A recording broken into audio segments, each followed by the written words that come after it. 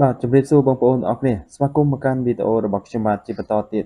ក្នុងវីដេអូនេះគឺខ្ញុំមាន website មួយសម្រាប់ចែករំលែកទៅបងប្អូនអរគ្នាដើម្បីធ្វើការបែងចែកសំឡេងនៅក្នុងវីដេអូរបស់យើងជាផ្នែកនីមួយៗមិនថាសំឡេងចម្រៀងសំឡេង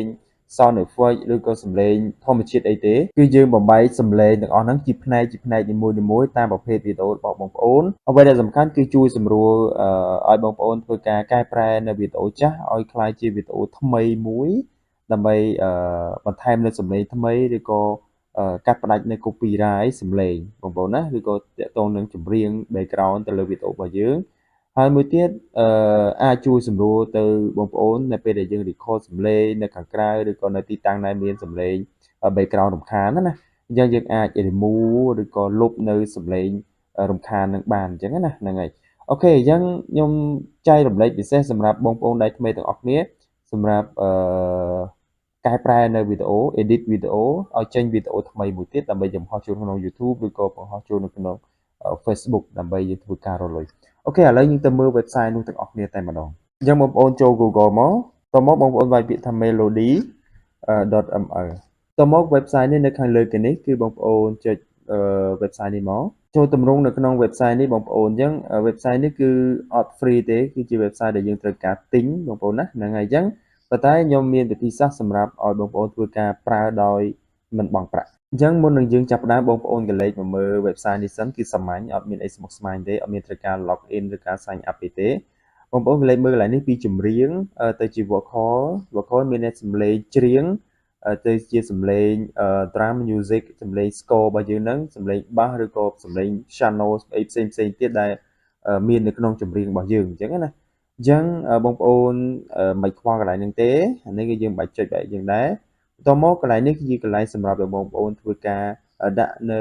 Gmail របស់បងប្អូនយកបងប្អូន Gmail កន្លែងហ្នឹងមកយកបងប្អូនផាស Gmail យើងកន្លែងហ្នឹងមកបន្តមកគឺបងប្អូនចុចកន្លែងនេះដើម្បីយើង upload វីដេអូរបស់យើងចូលយើងយកវីដេអូរបស់យើងមកអូខេបងប្អូនយើងកំពុងតែដើរហើយយើងរួចចាំបន្តិចមកអូខេបន្តមកគឺបងប្អូនកន្លែងមកមើលផ្នែកខាងក្រោមនេះគឺមានពាក្យថា download បងប្អូនណាយើងបងប្អូនចុចកន្លែង download នេះមកដើម្បីយើង download នៅplay របស់យើងចេញអញ្ចឹងណាអូខេយើង download អូខេបងប្អូនអរគ្នាឥឡូវយើង download នៅវីដេអូរបស់យើងចេញរួចរាល់អស់ហើយអញ្ចឹងបងប្អូនអត់ទាន់ចេញតាណាទេបងប្អូនស្ថិតនៅក្នុង website នេះដដែលអញ្ចឹងបងប្អូនត្រូវការ remove ចេញត្រូវការចុច remove ឡើងនេះតមកគឺបងប្អូនលុប Gmail របស់យើងចេញហេតុអីធ្វើបែបនេះដើម្បីថ្ងៃក្រោយគឺយើងចូលប្រើបានទៀតបងប្អូនណាបើសិនបើបងប្អូនអត់ធ្វើបែបនេះទេថ្ងៃក្រោយយើងចូលប្រើជាមួយនឹង Gmail ទាំងទៀតគឺអត់បានទេតោះតែមាន Gmail ថ្មីទើបអាចយើងប្រើបានដោយសារតែ website នេះគឺត្រូវការបង់លុយបងប្អូនណាហ្នឹងហើយអញ្ចឹងអឺបងប្អូនធ្វើតាមខ្ញុំហើយបន្តមកគឺចូលលើក្រោយគឺបងប្អូនប្រើ Gmail តែមួយនឹងបានអញ្ចឹងណាតមកគឺបងប្អូនចុច refresh អញ្ចឹងលើកក្រោយគឺយើងអាចចូលបានដោយសេរីដោយ free ទៀតហើយយើងអត់ទាមទារត្រូវការអីទៀតទេបងប្អូនណាដោយប្រើជាមួយនឹង Gmail ដដែលហ្នឹងអូខេឥឡូវយើង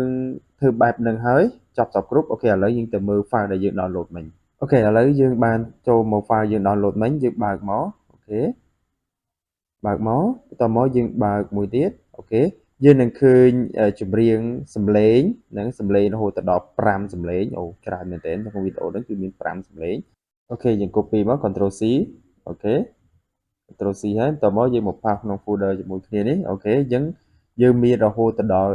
5សំឡេងនៅក្នុងវីដេអូហ្នឹងអូខេអញ្ចឹងយើងទៅបើក CapCut ទាំងអស់គ្នាអូខេយើងចូលនៅក្នុងកម្មវិធី CapCut ហើយបន្តមកខ្ញុំ import សំឡេងរបស់យើងចូល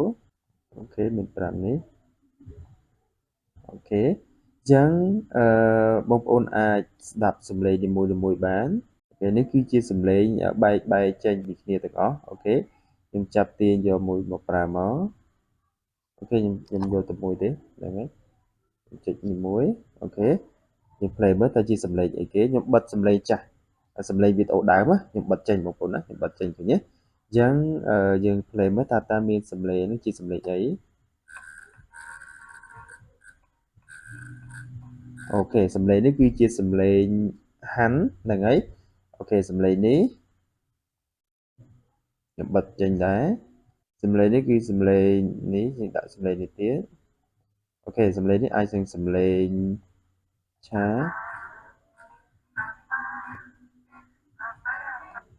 យើងដាក់សំឡេងបន្តទៀតអូខេយើងដាក់សំឡេង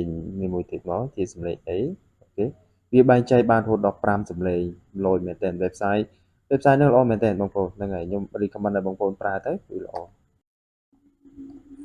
អូខេសំឡេងនេះគឺជាសំឡេងឆាឃើញទេបងប្អូនសំឡេងឆាគឺយើងវាបែងចែកសំឡេងនីមួយច្បាស់ឲ្យយើងតែម្ដងហ្នឹងហើយគឺពិសេសមែនតើយើងមកថាករណីបើសិនបើយើងចង់បែងចែកសំឡេងបែបហ្នឹងគឺបងប្អូនខ្ញុំគិតថាបងប្អូនពេញចិត្តនៅ website មួយហ្នឹងបងប្អូនណាឃើញទេវាបែងចែកសំឡេងនីមួយគឺឲ្យច្រឡំគ្នាអ្វីដែលពិសេសនោះគឺយើងកាត់ផ្ដាច់នៅវីដេអូចាស់ចម្រៀងចាស់សំឡេងចាស់ឲ្យคล้ายជាវីដេអូថ្មីដែលមានសំឡេងថ្មីហ្នឹងហើយអញ្ចឹងករណីបើសិនបើបងប្អូនគិតថាសំឡេងចម្រៀងហ្នឹងគឺអាចនឹងជាប់ copyright អូខេបងប្អូនអាចយកសំឡេងថ្មីយកមកដាក់ហ្នឹងហើយសំឡេងថ្មីយកមកដាក់មកណាយើងអាចយកវីដេអូសំឡេងអាស្រ័យទៅលើប្រភេទវីដេអូដែលយើងអាប់ឡូតចូលបើសិនបើយើងអាប់ឡូតចូលទៅក្នុង YouTube យើងយកសំឡេងចេញពី YouTube បើសិនបើបងប្អូនយកវីដេអូសម្រាប់អាប់ឡូតទៅក្នុង Facebook យើងយកសំឡេងពី Facebook យកមកប្រើបងប្អូនណាគឺបែងចែកជាពីរឲ្យដាច់ពីគ្នាកុំច្រឡូកច្រឡំគ្នាបងប្អូនណាពីព្រោះអីវីដេអូសំឡេងមួយយើងអាចអាប់ឡូតចូលទៅក្នុង YouTube ផង Facebook ផងបានទេព្រោះអីសិតតែមានបញ្ហាសិតតែយើងចាប់ copyright ផ្សេងគ្នាណាព្រោះអី platform ផ្សេងគ្នាបងប្អូនណាអញ្ចឹងបងប្អូនអាចប្រើវិធីសាស្ត្រតាមខ្ញុំដើម្បីបែងចែកសំឡេងហើយបន្តមកយើង add សំឡេងចូលបងប្អូនណាបើសិនបើបងប្អូនមានសំឡេងថ្មីគឺបងប្អូនអាច add ចូលបានណាអាច add ចូលទៅហើយយើងទុកតែសំឡេងដូចជាហាន់សំឡេង background សំឡេងចិត្តបន្លែសំឡេងឆាសំឡេងអីមិនហ្នឹងគឺបងប្អូនអាចទុកបានប៉ុន្តែសំឡេងចម្រៀងគឺយើងដកចេញបងប្អូនណាអញ្ចឹងករណីបែបនេះខ្ញុំគិតថាល្អសម្រាប់បងប្អូនអរគ្នាដែលចង់កាត់ផ្ដាច់នៅ copyright សំឡេងនៅ copyright ឲ្យចេញពីកែប្រែវីដេអូចាស់ឲ្យទៅជាវីដេអូថ្មីមួយទៀតបងប្អូនណាដែលយើងមិនជាប់នៅ copyright សំឡេងហ្នឹងហើយអូខេអញ្ចឹងបើសិនបើបងប្អូនចង់បន្ថែមឬក៏ចង់ដាក់ចម្រៀងអីថ្មីអញ្ចឹងណាគឺបងប្អូនអាចដាក់បានអូខេបងប្អូនអញ្ចឹងខ្ញុំត្រូវការរកភ្លេងនេះចេញហ្នឹងហើយខ្ញុំអត់ត្រូវការទេកុំឲ្យមានបញ្ហាឬក៏ជាប់ copyright ទៅលើវីដេអូអញ្ចឹងខ្ញុំទុកតែសំឡេង background ដូចជាហាន់បន្លែដូចជាចៀនដូចជាឆាអីហ្នឹងទេតែមកខ្ញុំ add សំឡេងមួយចូលអូខេដែលខ្ញុំបាន download មកពី YouTube ព្រោះខ្ញុំធ្វើវីដេអូសម្រាប់ដាក់ YouTube អូខេអញ្ចឹងខ្ញុំ add មួយដាក់មកអូខេនេះសំឡេងរបស់ខ្ញុំគឺខ្ញុំដាក់ឲ្យទ្រង់ជា background ស្រាលបន្តិចអូខេបងប្អូនអាចស្ដាប់បាន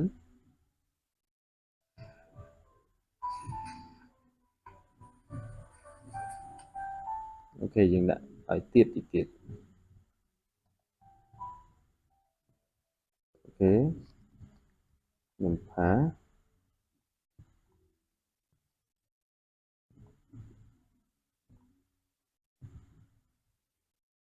ទៅមកកន្លែងនេះខ្ញុំ fade out ឲ្យទ្រង់ fade បន្តិចអូខេប៉ុណ្ណឹងគឺយើងបានវីដេអូថ្មីមួយស្រឡាងតែម្ដងដែលមិនជាប់ copyright ទេបងប្អូនណាខ្ញុំហ៊ានធានាថាអត់ជាប់ទេហ្នឹងហើយគឺដោយសារអីយើងផ្ដាច់សំឡេងអស់ហើយហ្នឹងសំឡេងចម្រៀងយើងផ្ដាច់អស់ហើយហ្នឹងហើយយើងលុបចោលអស់ហ្នឹងអញ្ចឹងណាហ្នឹងហើយអញ្ចឹងនេះគឺជាវិធីសាស្ត្រថ្មីសម្រាប់កែប្រែវីដេអូចាស់ឲ្យក្លាយជាវីដេអូថ្មីមួយដែលមិនជាប់ copyright ដើម្បីយើងអាប់ឡូតចូលក្នុង YouTube ឬក៏ Facebook បងប្អូនណាមានវិធីសាស្ត្រជាច្រើនសម្រាប់បងប្អូនទាំងអស់គ្នាត្រូវធ្វើហ្នឹងហើយបងប្អូនអាចប្រើវិធីសាស្ត្រចាស់មុនក៏បានដែរគឺយើងធ្វើការ speed 1.2 ឬក៏ 1.3.4 ហ្នឹងទៅកែ color adjustment ឬក៏ scrub អីចឹងទៅអាស្រ័យទៅលើ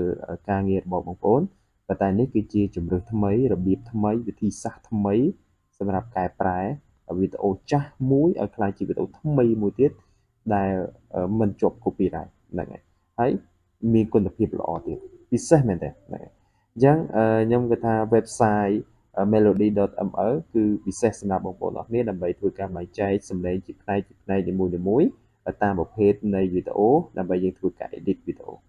អូខេអរគុណបងប្អូនអញ្ចឹងខ្ញុំមានប៉ុណ្ណឹងដើម្បីចែករំលែកបងប្អូនអរគ្នាសង្ឃឹមថាវីដេអូនេះមានសារៈប្រយោជន៍សម្រាប់បងប្អូនទាំងអស់គ្នាហើយបងប្អូនពេញចិត្តវីដេអូមួយនេះអូខេអរគុណបងប្អូនគ្រប់លាជួបគ្នានៅវីដេអូក្រោយ